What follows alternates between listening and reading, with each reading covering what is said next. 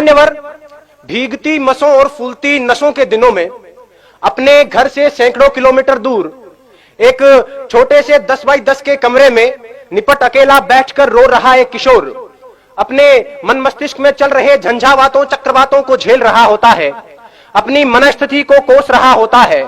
किसी छोटे बड़े सपने के खत्म हो जाने के कारण हर वक्त खुद को हीन समझ रहा होता है और उसके बाद वो एक ऐसा फैसला लेता है जिसे लेने का उसे कोई हक नहीं है। मान्यवर, वो एक खत लिखकर छोड़ता है, फिर इस दुनिया को छोड़ देता है। वो अपने आखिरी खत में लिखता है कि मेरे पास दूसरा कोई विकल्प नहीं बचा था, यही एकमात्र समाधान है, मैं आत्महत्या कर रहा हूं, मुझे माफ करना। और यह कहकर वो मर जाता है। मेरा आज का विषय उस आखिरी खत का जवाब है कि आत्महत्या कोई समाधान नहीं है।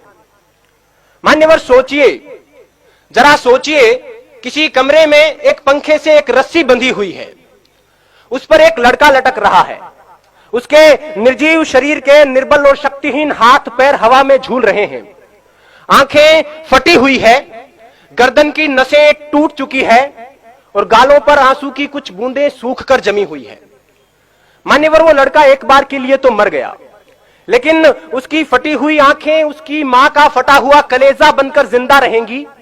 उसकी गर्दन की टूटी हुई नसें उसके बाप के दिल के टूटे हुए वो तार बनेंगी जो अब कभी झंकृत नहीं होंगे। गालों पर सूख चुके आंसू की बूंदें उसकी बहन की आंखों से हरदम बहा करेंगी और उस निर्जीव शरीर के निर्बल और शक्तिहीन हाथ पैर जो हवा में झूल रहे हैं उसके भाई की हिम्मत को जिंदगी भर तोड़ा करेंगे। और एक अल्पकालीन आवेश के कारण लिया गया उसका यह निष्ठुर निर्णय उसके जैसे लाखों युवाओं को इस तथा कथित समाधान के लिए प्रेरित करेगा। मान्यवर, यह कैसा हल है? यह कैसा हल है जिसमें अपनों का बर्बाद होता हुआ कल है। खुदकुशी करने वाला इंसान खुद तो एक बार मर जाता है, लेकिन उसके यार दोस्त, उसके घर परिवार के लोग, उसके रिश्ते नाते के लोग बार बार मरा करते हैं।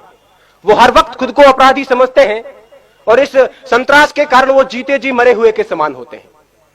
मान्यवर, मुझे यह विषय इसलिए उठाना पड़ा क्योंकि पिछले 2 साल में भारत में 4000, राजस्थान में 150, इस शहर में 9 और यहां तक कि इस महाविद्यालय में 5 विद्यार्थी खुदकुशी कर चुके हैं, जिनमें से 3 मेरे अजीज मित्रों में शामिल थे।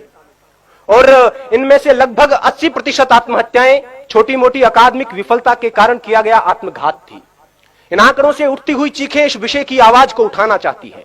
डॉक्टर्स और मनोवैज्ञानिकों का यह कहना है कि अगर उन तक सही वक्त पर किसी प्रकार की मदद, सहानुभूति और मार्गदर्शन पहुंचता तो उनकी जान बचाई जा सकती थी। आंकड़ों का स्पष्ट मानना है कि 10 में से 8 आत्महत्याएं स्पष्ट संकेतों के बाद होती है। उन्हें उनकी बातें सुने। हमारे आसपास में हमारा यह नैतिक दायित्व बनता है कि जो हमारे आसपास में मानसिक तनाव से, मानसिक दबाव से ग्रसित लोग हैं, उनकी बातें सुने, उन पर विश्वास जताएं, उनकी हिम्मत बढ़ाएं।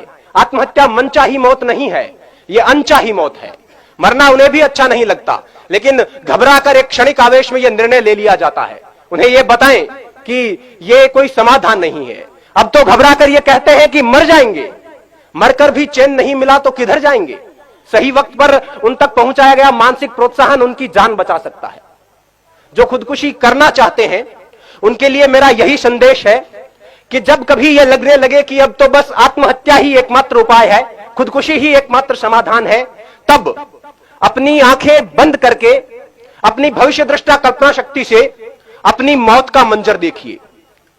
अगर सफेद कफन ओढ़कर जमीन पर पड़ी अपनी लाश के पास शुद्ध बुद्ध खोकर बेहोश हो चुके अपने मां बाप, रोती कलपती बहनें और दहाड़े मारकर चीखता भाई नजर आ जाता है तो उनके होठों के तबस्सुम को अपने जीने का बहाना बना लेना। अपने शोक, अपने सपने जो आपकी मौत के साथ किसी और मायने में पूरे हो रहे हैं, उन्हें पूरे करने को अपने जीने का बहाना बना लेना। अपनी कला को विस्तार देने को, आगे के जीवन को निहार लेने को, दूसरों को उपकार देने को कोई भी बहाना बना लेना। जीने के बहाने लाखों हैं। अगर फिर भी कोई बहाना ना मिले तो जैसे बचपन में मास्टर जी की मार से बचने के लिए कोई बहाना गढ़ लिया करते थे, इस बार मौत से बचने के लिए बहाना गढ़ लीजिए, लेकिन मरिए मत। और वैसे भी अकादमिक विफलता कोई विफलता नहीं होती। विश्व नायक माने जाने वाले लोग कभी अपने अकादमिक क्षेत्र में सफल नहीं हो पाए थे। जिंदगी यहीं तक नहीं है। सफलता का पैमाना सिर्फ यही नहीं है।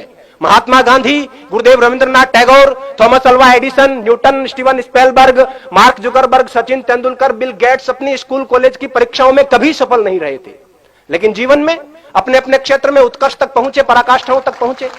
अतः छोटी मोटी विफलताओं को दिल से ना लगाएं, छोटे मोटे सपनों के पीछे जीवन बर्बाद न करें। गोपाल दास नीरज जी की पंक्तियां हैं कि छिप छिप अश्रु बहाने वालों, छिप छिप अश्रु बहाने वालों, मोती व्यर्थ लुटाने वालों, कुछ सपनों के मर जाने से जीवन नहीं मरा करता है। सपना क्या है? सपना क्या है? नयन सेज पर सोया हुआ आंख का पानी, और उसका टूटना जूं जागे कच्ची नींद जवानी, गीली उम्र बनाने वालों, डूबे बिना नहाने वालों, कुछ पानी के बह जाने से सावन नहीं मरा करता है, चंद खिलौने खो जाने से बचपन नहीं मरा करता है, कुछ दीपों के बुझ जाने से आंगन नहीं मरा करता है, कुछ मुखड़ों की नाराजी से दर्पण नहीं मरा करता है, कुछ सपनों के मर जाने से जीवन नहीं मरा करता है। जय हिंद, जय भारत, वंदे मातरम।